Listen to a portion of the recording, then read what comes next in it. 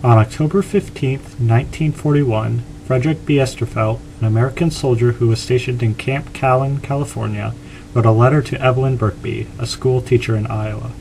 It is clear that Fred and Evelyn had some prior relationship, as Fred uses romantic language throughout the entire letter.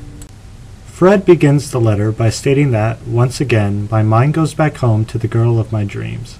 He is constantly saying that he is always thinking of Evelyn, and even says that the only thing he can look forward to is the day that I can see you again. He also mentions walks along the beach with some friends, and when he sees the moon and the stars, he can only think of Evelyn. His word choice and use of repetition makes the letter seem like the usual love you, miss you wartime letter. However, there are some statements that Fred makes in his letter that draws the curiosity of the reader. Following the statement about the walks on the beach, Fred asked Evelyn, maybe it is because I'm so romantic, do you suppose? Well, so much for that. This is the first sign given to us that the relationship between Fred and Evelyn may not be as romantic as previously assumed, or perhaps that there is no longer any romantic relationship between the two.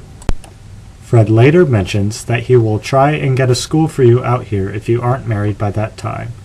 In the next sentence, Fred also mentions that he has not heard any regrets from someone, a name that I took to be Martin, although I found it to be quite illegible. After some research, I found a family friend of Evelyn and her future husband Robert named Martin Schnur, who could be the Martin that Fred is referring to.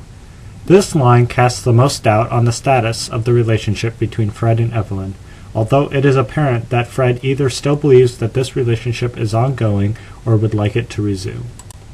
However, not all the letter is about Fred and Evelyn's quote-unquote relationship. Fred says that he will begin his 13th week of basic training, and that after training is over, they say we should at least look like soldiers. I rather doubt whether I will or not.